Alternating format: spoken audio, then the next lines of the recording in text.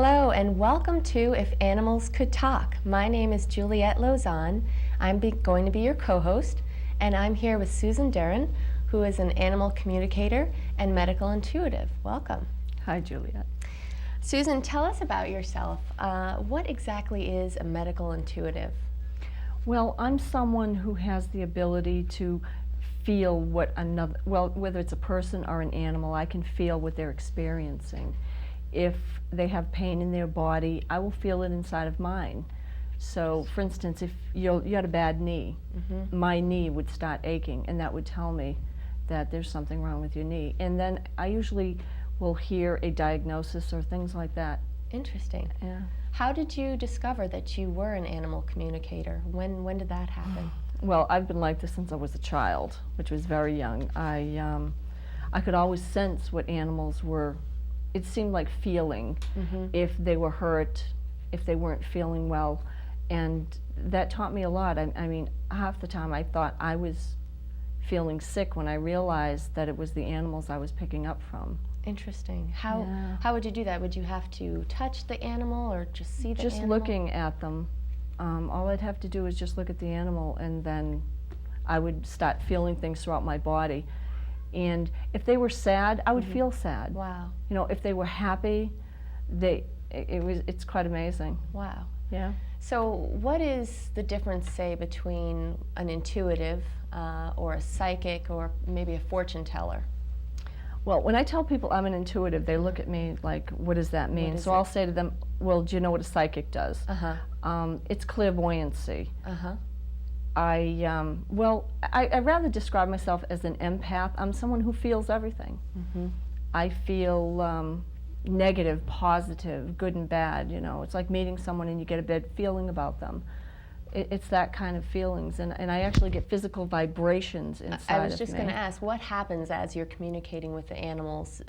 Do you feel some kind of a pain or how does it work? Okay.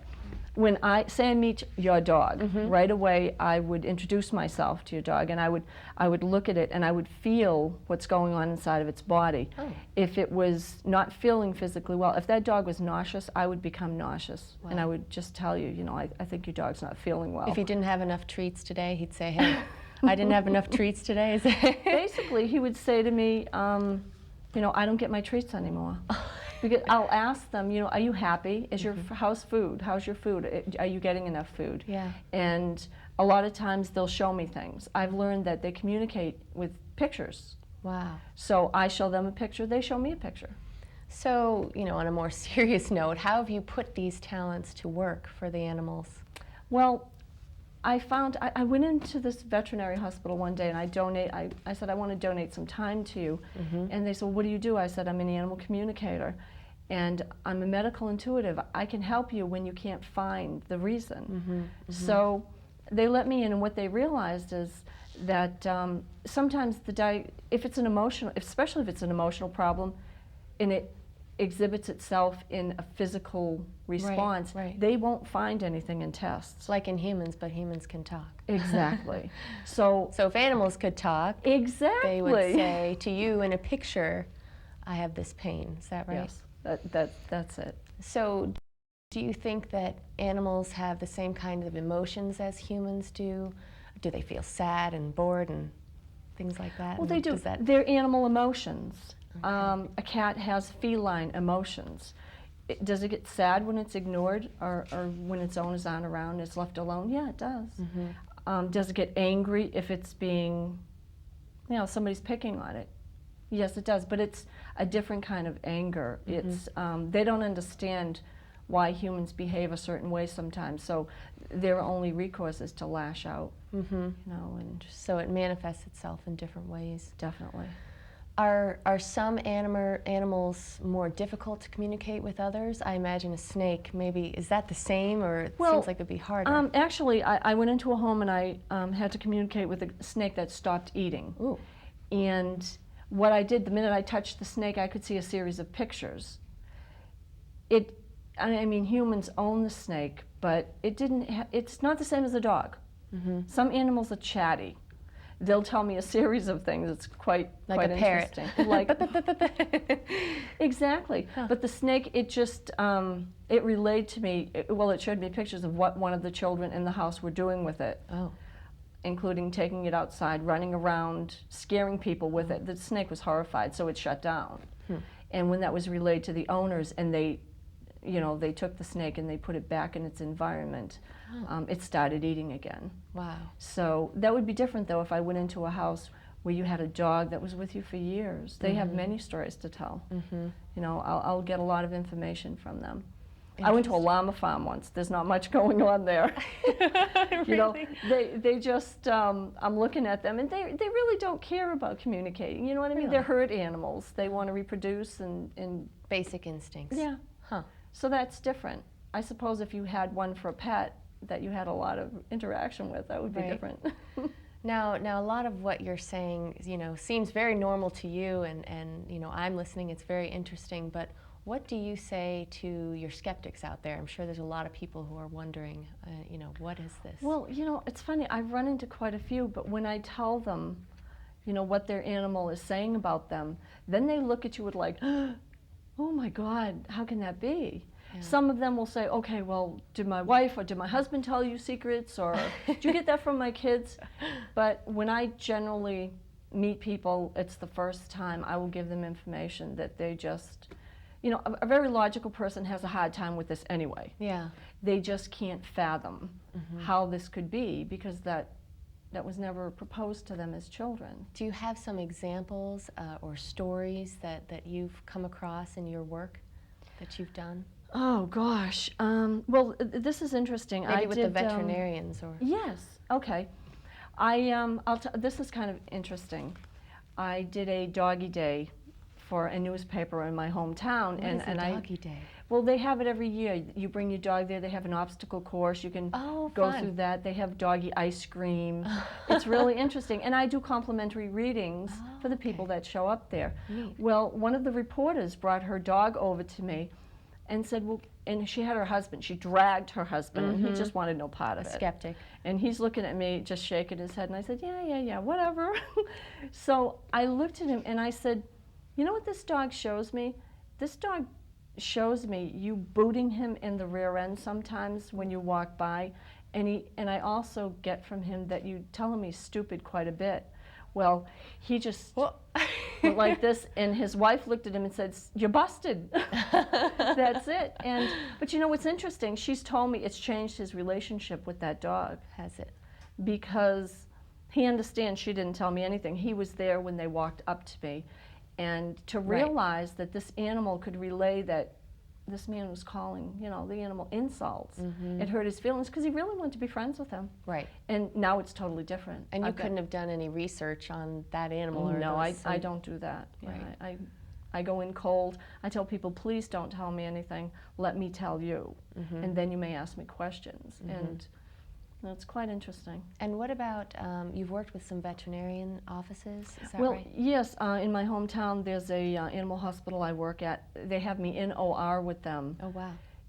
I'll monitor the animal. Sometimes if it's, for instance, one of their cases, they had a Cocker Spaniel with a 12-pound tumor on the side of it, which I can't even imagine leaving it that long, but Wow. it was a very delicate case, and they asked me if I would be there. It took them 3 hours. So for 3 hours I stood there and focused on this animal to Jeez. tell them. I could feel the vital signs, and they were concerned if the heart could take it. And the animal's doing good. Wow. Yeah, That's a that good was over a story. year ago, and she's doing really well now. So great. they'll call me up for cases they can't find the answer, or they'll have me come in and tune into some animals they have, and they've started changing some of their practices because of it. Wow. They're using communication themselves with these animals that come in, and they notice they're not as stressed out.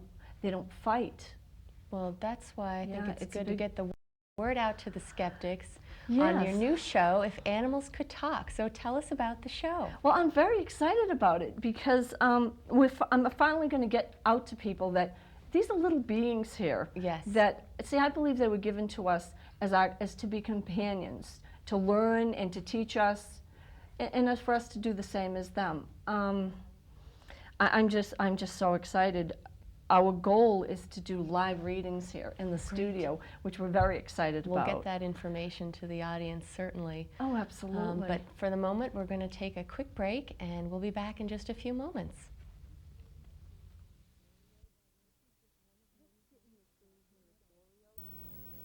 This kitten you're seeing here is Oreo, and she's just one of many homeless cats we met on one of our road trips last fall. Our first stop was at the Have a Heart Feline Rescue Shelter in Haverhill, Mass. Usually when I arrive there, I check in with the veterinarians and technicians to see if there are any animals they need me to tune into. I spend some time in the operating room during surgeries, then usually head over to the area where the new incoming animals are kept. I touch base with Jennifer Brennan. She's the manager of the feline shelter, and we head upstairs to see the cats there. The animals in the shelter don't always get a lot of attention, so I spend some time playing with as many as I can. And you can see they're quite adorable. I usually tune into the ones that are ready for adoption and tell Jennifer what would be a good match. For instance, whether a cat should be with other cats or even dogs. Also, will this animal be good with children, or should it be with adults only? A lot of these cats, they're feral, and Jennifer has done wonders with these animals, bringing them in. They're totally wild, and she reacclimates them, and they make the most wonderful house pets. So I just can't tell you enough about the work this woman does, and if you're ever interested in adopting one of these wonderful cats, you'd want to go to the Have a Heart Feline Rescue Shelter in Haverhill, Mass. They're right off of 495 on Route 97, and there's numerous animals that you can choose from. Every one of them is just wonderful. Our next stop was at a charming horse farm in Merrimack, Massachusetts.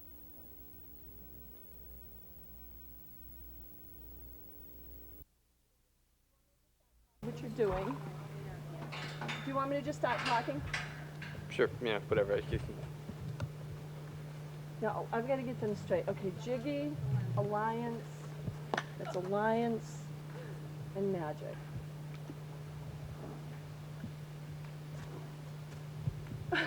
They're going to check you out like, what are you doing? This is Alliance. Alliance is an Arabian, and this horse right here with no halter on is Jiggy, and they're very interested in you today, Andrew. These are all Arabian horses. This horse right here is Magic, and he's quite an interesting boy. His owner, Jean Tatton, has told us that she's had to put special locks on the doors to the stalls because he decides to let everyone out, including himself. And they have quite a good time together. Hi, Jiggy. Jiggy's a very nice boy, and they're very interested in Andrew right now because they've never had anyone, taking pictures of them like this, and they want to know what he's all about and what he's doing. Right, Magic? They're very nice horses, very intelligent horses. As Arabians, they're very sensitive, and not that other horses aren't, intelligent and sensitive, but Arabians are a little bit more.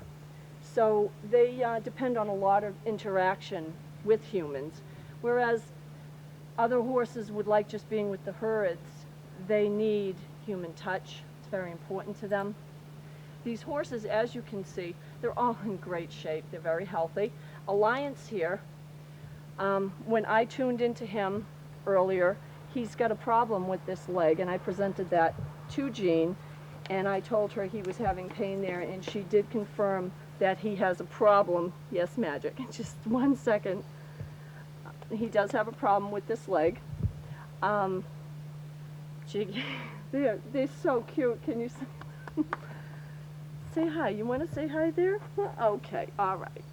I'm obviously accepted by these animals since they're crowding around me, and they seem very comfortable, as long as we don't kick anybody, right, guys? Now, with this horse, Jiggy, what I'm going to do is I'm going to focus on him and check him physically. Being a medical intuitive, what I'll do is, if you can imagine, stepping into the body of this horse, I would start with his head, and I'll focus on that area. And whatever he is physically feeling, I'm going to experience that myself. And as I go into his head, he's perfectly fine there. I'm down into the shoulders. I feel fine. I feel a little tightness in his neck. He could have been ridden, or I don't get there's anything wrong with him. It could have been running around his own.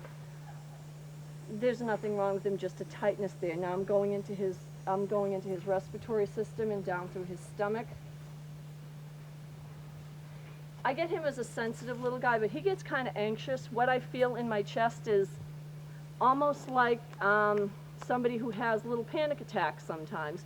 So what that tells me about him is he could possibly be startled easy. Let's see.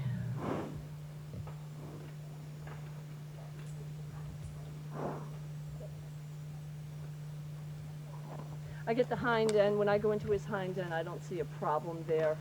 The legs.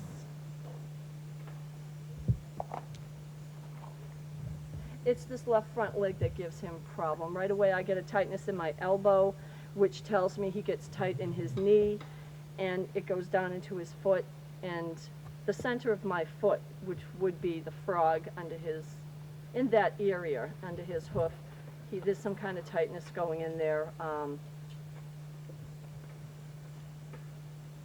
It could have been a previous injury, you know, and as they get older, weather changes, arthritis sets in.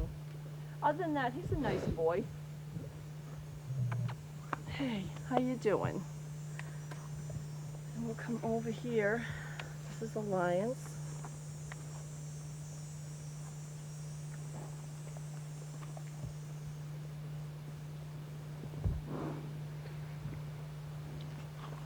They're very interested in our cameraman today.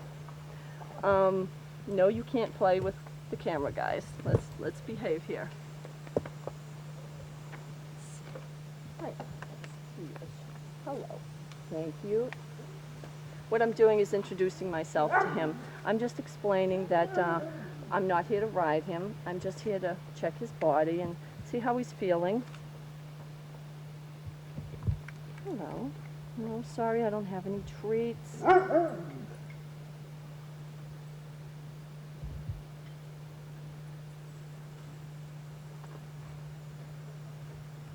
Now, in his back, I get some tightening in my lower back, so that would tell me that he's a little tight in there. It's not, I don't get it as a chronic thing. Again, it could be from being ridden, or just himself exercising. Right now, I just get a tightness right here.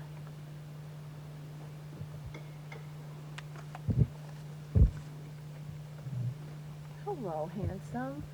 Thank you. You know, and I'm always very polite to the animals, and I always thank them for letting me spend time with them and cooperating with me. Hi. Thank you so much. You're a good boy. This guy's a ham. Yes. Yeah, Magic is, he's definitely a ham, and he loves attention. He's also, if cars drive up to the house, he's the first one to look through the door and see who this is and how it's going to involve him. You know, he's a smart character. He likes a lot of attention, maybe a little more than the other horses. Hi, Lions. This animal right here, in my foot I'm getting sharp pains underneath, so that tells me that this leg right here, hi. Oh, Jean, can you see your horse here? He is too much. His foot really bothers him, so I will mention that. I believe, you know, he's living here, he's a boarder, and he definitely has got something going on there. I'm getting sharp. It almost like is pins and needles in the bottom of my foot, which tells me, you know, he's got a problem. Yes. What are you drawing? Come on.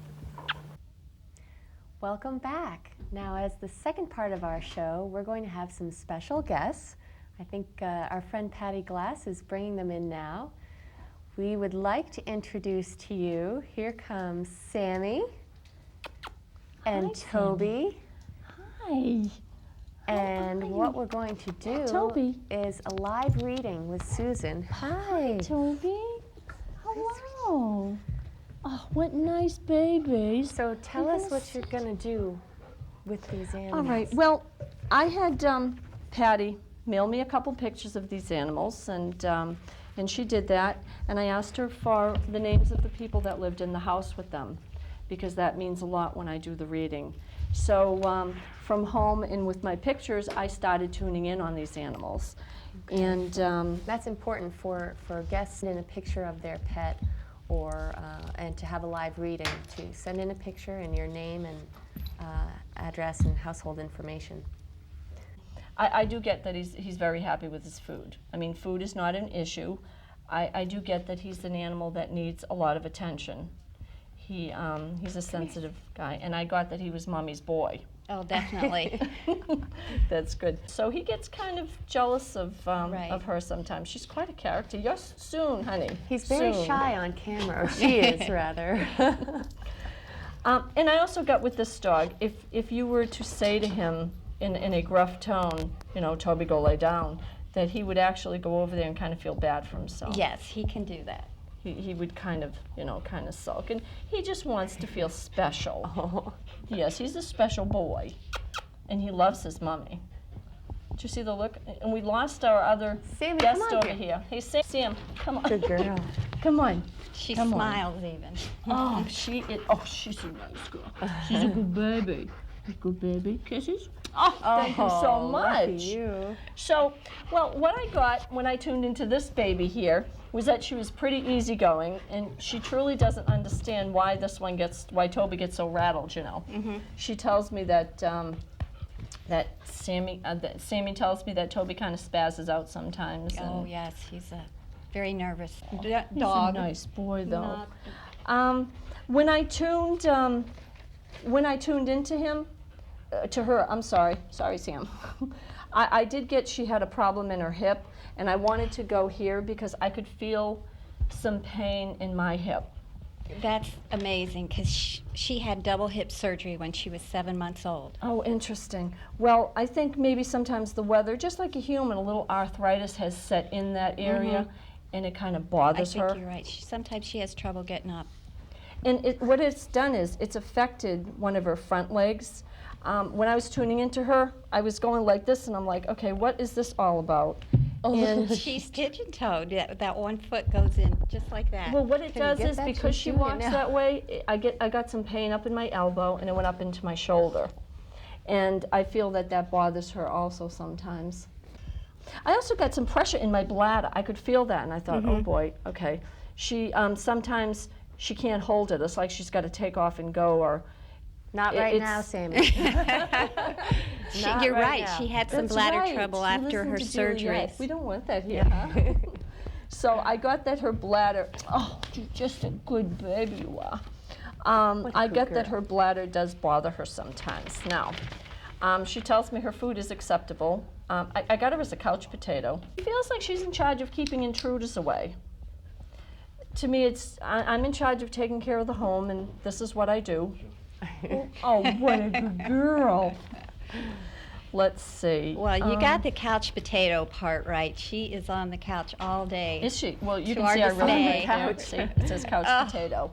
Oh, that's so great. So I don't know that's- how she sleeps at Oh, night. my She's God. on there all day. She's stealing the show. When I ask her how she felt about you, I got these warm tingles in my chest, Aw. and that is great love. That is great love when I feel that. Let's see. Again, with Toby, she just doesn't understand why why she kind of spazzes like she does. But look at you. You just force your way Okay. in there, cutie. Now, do you have any questions for me? Is there anything you'd Well, like to know? you know, I guess I want to know, Toby's been our healthy guy, but, he's getting old now. Well, when I tune into him right now, I don't get any problems. I don't, I just don't feel anything is going on with him other than he's an anxious. I felt kind of excited, and I want to say when things affect him, it goes into his chest, and he just gets, oh, what's going on, you know, kind of anxiety ridden sometimes. Right. And with a dog like that, as he gets older, if that continued, he might have a little bowel problem. It could cause a little something, you know, his bowels to be a little loose or something. I've seen that common with, he's a Sheltie, I was just correct? going to ask, Yeah. is that typical for that breed in For the particular? Sheltie, yeah. They'll have something like a spastic colon or things like that if they get too anxiety ridden. But you never know. He seems fine now. He's doing well under all Yeah, those he lights. He truly and is. Looks He's, good. he's a nice, you keep them beautiful, beautiful. Mommy loves you. Well, Yes. thank you. You're welcome. Thanks for coming, Patty. And Thanks. thanks for our special guests. And if you're sitting out there at home wondering how you can have Susan do a live reading for your animal, it is possible. You can contact us here at the studio at 781-721-2050, or you can reach Susan by email, right, Susan? Yes. Okay, at Absolutely. I have sderen, DEREN, @msn.com. So we look forward to receiving pictures, and leave us your name and telephone number, and don't tell too much about the animal. Is that right, Susan? Just Well, just the animal's name, who Okay. would live in the house with them, that would be Okay. good. First Okay. names are fine. Okay. And the owner's full name. okay. So your name and the animal's name, and that's it. And let her do her work after that. So thanks very much for joining us, and we'll see you again on If Animals Could Talk.